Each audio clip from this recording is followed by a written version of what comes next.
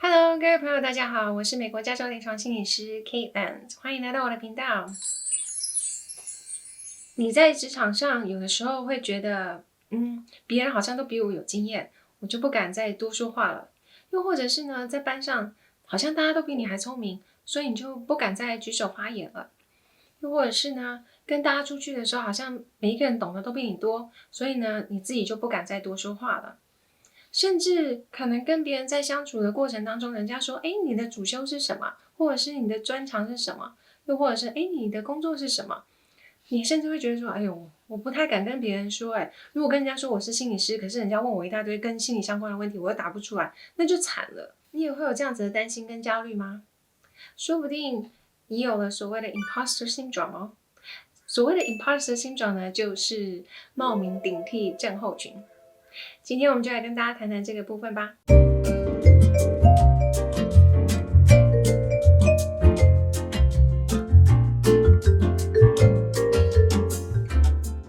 首先在我们开始之前呢，一样先跟大家提醒一下，我们这个是跟心理相关的，所以呢，所谓的心理疾病啊，或者是人际关系、自我成长、亲密关系之类的，我们都会讨论哦。如果你对这样子的议题有兴趣的话，麻烦帮我们按下订阅跟小铃铛，未来我们一有新的影片的时候，你就可以收到通知了。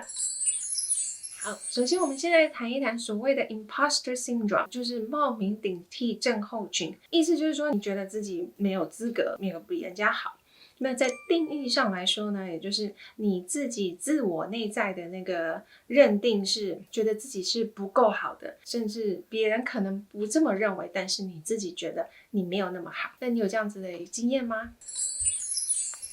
那当我们有所谓的 imposter syndrome 的时候呢，对我们造成什么样的影响，又或者是会有什么样的后果呢？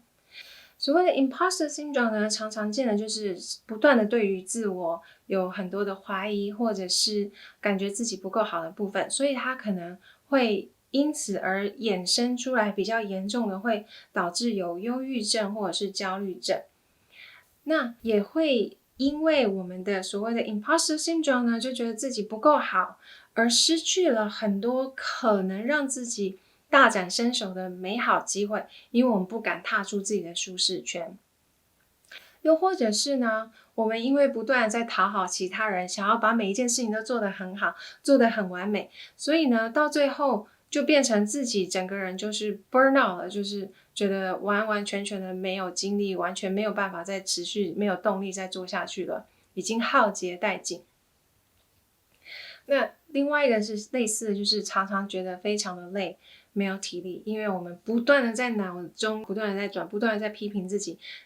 你的头脑是没有停下来的在批判自己，所以就不断的在压抑自己，觉得说自己真的做得不够好，自己不够聪明，自己不够有经验。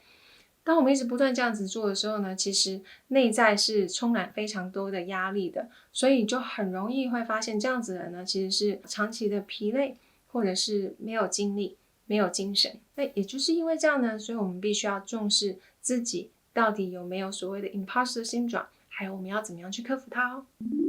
好，首先我们就来讨论一下所谓的 imposter syndrome 常见的一些行为或者是症状有哪一些。第一个呢，就是你不会去承认或者是去认可自己的一些成就。例如说呢，在我的工作里头，我常常会遇见的就是有些人他们可能念了台大医学院或者是 Stanford 的大学的医学院，甚至是念到了 UCLA 的博士班，但是呢，他们都会说，那也没什么，就是应该的啊，或者是我应该也只是运气好，所以就考上了。其实不是因为我很优秀，或者是因为我很厉害，只是因为刚好就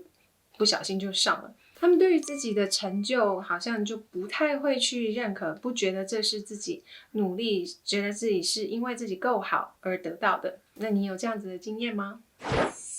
那第二个部分呢，就是人会发现就是很难去接受别人的一个赞美。例如说，你可能今天做了一份简报，人家说，你今天做的简报真好，我觉得简洁有力，非常的清楚，我很喜欢。那你的反应是，没有啦，其实那是谁谁谁帮我的，也不是我自己做的。又或者是说，人家说，我觉得你今天的头发特别好看，我很喜欢，就是也没有啊，其实是因为我昨天没有洗头，所以头发看起来特别顺。有没有那种好像只要人家对你有一点赞美，你就马上就退缩，然后觉得哎呀不是啦，不是，很难去接受那些赞美，又或者是人家看见你的努力，看见你的付出，对你的一些肯定，你会马上想要把它推出去的感觉。那你也有可能是因为你觉得自己不够好，不值得这些赞美，那这就是所谓的 imposter syndrome 在搞鬼。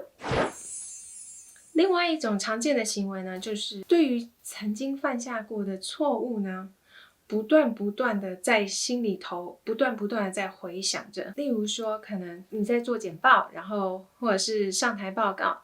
那不小心在简报里头写了一个错字，又或者是呢，一直不断的提醒自己说要怎么样做好这一整个流程的简报，但是可能自己说的不够流顺，或者是呢，有人问了一个问题，那你的回答方式不是你想要的，结果呢，就变成自己在结束之后，即使每一个人都跟你说，我觉得你简报做得非常好，我觉得你那个报告说得很好耶，那你回家之后回想的就是我怎么会把那个字拼错呢？又或者是我怎么会这样子回应那个问题呢？我不应该是要这么说的才对。然后就一直不断的在回想自己所犯的那一个错误，而不去看一整个简报其实你做得非常好的部分，一直专注在那个很小的错误上，然后这件事情你就没有办法放过自己。那下一个呢，其实也是蛮常见的，就是所谓的 people pleaser， 就是讨好型人。讨好型的人呢，就是因为太不希望别人不高兴，如果别人不高兴呢，那可能就代表说是我没有做好，或者是别人不高兴呢，就是代表我没有做好该做的本分，又或者是呢，可能是我的错，又或者是我的责任，所以他们会搞得不高兴。所以呢，像这样子的人呢，就会很习惯的去讨好身边的每一个人。所以只要人家一说，哎，这件事情怎么会这样呢？可能人家只是很随性的在感慨某一件事情，但是你就会觉得，这样子就代表他们不高兴，那我一定要想办法去补偿他们，又或者是想办法去弥补他们，又或者是呢，想办法去逗他们开心，做一些让他们会比较高兴的事情。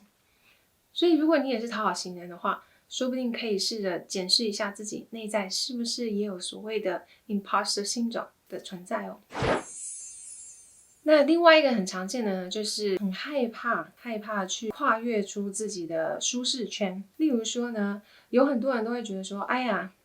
我现在做的这件事情其实真的不是我想要的，可是呢，我又不知道我可以做什么。例如说，我其实很想要去做一个创作家，但是呢，我太老了，可能没有办法再转行了，又或者是没有人在这个年纪还在重新学习的，没有人在我这个都已经入行10几年了之后才在转行的。我们有太多的那种否定自己的语言，然后让自己不敢去跨出去。为什么不敢跨出去呢？其实有很大原因是因为我们害怕失败，害怕自己就做不好，做得不好了之后呢，那就更加强了自己，我真的就是一个冒名顶替的一个骗子，就是一个不够好的那个人。那因为我们太不想要看见这个部分的自己，所以我们就不愿意去闯荡，不愿意去让自己可以去踏出自己的舒适圈，试试一些不一样的事情。那当然有这样子的不敢踏出舒适圈的人呢，我们也会有另外一种极端的人，就是非常的斤斤计较每一件事情，每一件事情都必须要做到理想状态，也就是完美主义型的人。我们在之前的影片有讨论过所谓的完美主义症候群，你有兴趣的话可以去看一下，我们有更深入的讨论。那完美主义的人呢，其实就是对于每一件事情都是要求完美的，不只对自己，也是对别人，所以对于每件事情都有非常高的标准。为什么呢？因为如果我不喜欢被看见我自己不好的地方，我觉得我应该是不够好，我就会非常努力的去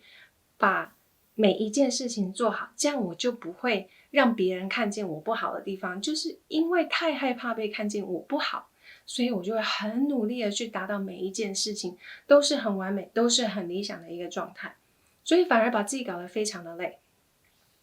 那像这样子的人呢，可能我们也常常会发现，这样子的人搞得自己压力非常的大，或者是跟人之间呢相处常常会比较是一个紧绷的一个状态。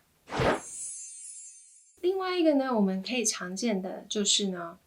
自我的概念其实是会随着别人的